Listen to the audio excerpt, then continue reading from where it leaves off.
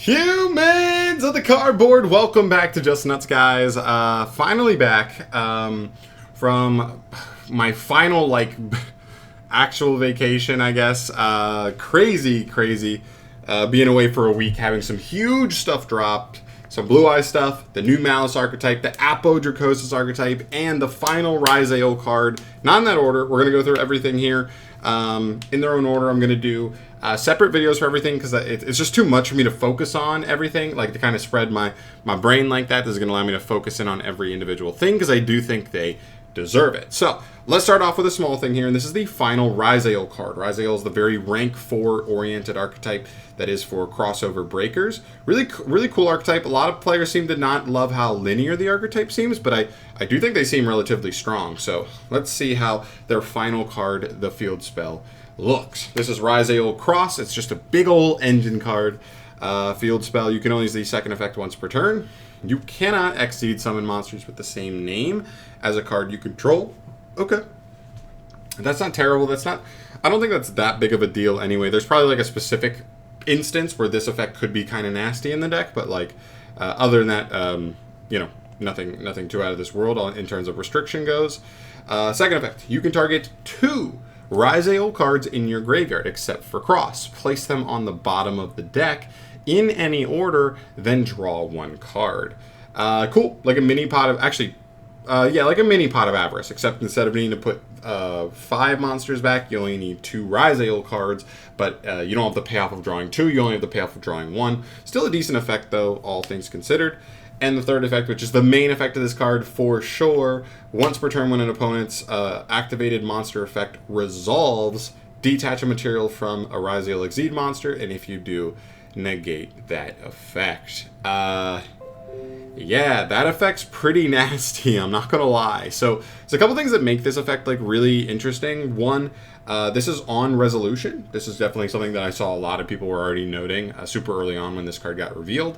This does not negate in response, so this card does not even activate. You just get to choose on resolution if there is an effect you want to negate, monster effect, which is really cool. That's really strong. Secondly, this is not like this is not a like what's the word I'm looking for? Like cone vision like type of negate. This is not like only negating monster effects on field. This is not only negating you know what I mean?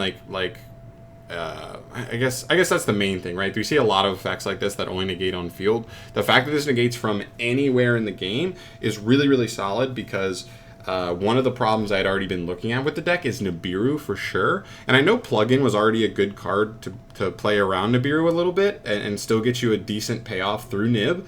But this is the kind of card that just kind of, now the deck may just straight up beat Nib super easily, pretty consistently as well. Which is really good. And so, all things considered, this card seems to me like a card that like for sure will find itself as at least a one of in most Riseol lists, just for that fact of like when you kind of have everything already, you can do that. So you have like an answer to Nib, but I also love that it's not only an answer to Nib to help you play through Nib, but then it's like it's also just adding to your board. It's a Nib negate that turn, and it is just an extra monster negate for your opponent's turn, which is really cool. The other thing too is with the Molcharmi cards kind of coming around, as well as Fuaros specifically in the next core set.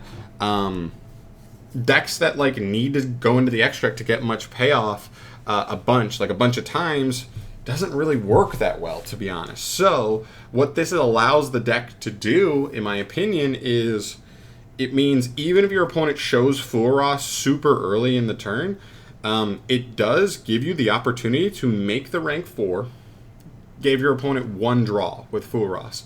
Then use the rank 4 to search this card and the trap. And that basically in and of itself, especially if you already went through X Riseol, which would dump Myriologic Aggregator to grave, you would basically be able to get like 4 interruptions while only give your opponent 1 draw off of Fuaros. In some instances, it depends on the hand, it depends on some stuff, but it allows you to really play pretty cleanly into Fuaros alone. Now, if they have other hand traps, obviously they're going to probably be using them on that rank 4, but in that scenario, I'm just saying this gives the deck a little bit of extra versatility there. You know, the downsides of this card are that, like, it's not an actual starter. It's not a consistency card. It's more of like a when you already are able to play. Jeez, weird sentence. It's able to add on to it, make it better, make you more resilient in the way you do your plays, and there's still a lot of value in that. So, yeah, that's kind of where I'm left with the card. I think it's cool. I also think, like, even if you want to play this card at more than one, you can. The question is, like, where's the balance between, like, making sure you're not drawing this card without a way to play, because you do still need to at least get to a rank 4 for this card to really do anything for you. But as long as you feel like confident in that the list is going to open those cards really consistently to get the plays going, this is a really nice card that, like, because the choke point in the deck is the rank 4 that searches 2 cards, because it's just such a powerful search card, that's going to be the choke point in the deck per se that everybody's going to throw their negation hand traps at. If you hard open this card, it really, really makes that way worse. It basically makes it so, like, Imperm's the only card that's, like, really hurting you there, because if you hard open this card, you just activate it before you even make the searcher, and then when you make the searcher, your opponent sees this card and goes, oh, so now my Ash or Mourner or Veiler, they're all dead. They're just negating it as soon as I try to negate their monster, and that puts them in a really sticky position. So there's some merit to playing more than one copy of this card, because the hard open of it is kind of nasty. But yeah, all in all, I think it's cool. I didn't think RAIZEOL needed, like, an absolute banger of a final card to, like, take off. I really like their engine, all things considered. It's got a lot of consistency aspects to it. The 2 extract monsters are exactly what you want if you only have 2 extract monsters, which is, like, a really good engine facilitator and a really strong end board piece. That's exactly what they have. And then there's a lot of generic rank 4 stuff that also, like, just kind of applies to them. So yeah, I think this is a good clean card for them. For me, I'll probably test it at 1 just to, like, see, like, how often do I actually just want the 1 of, and then if I feel like when I see it it's nasty, maybe I'll consider playing more. But I think it definitely has room in the deck, and it's a pretty powerful card, all things considered.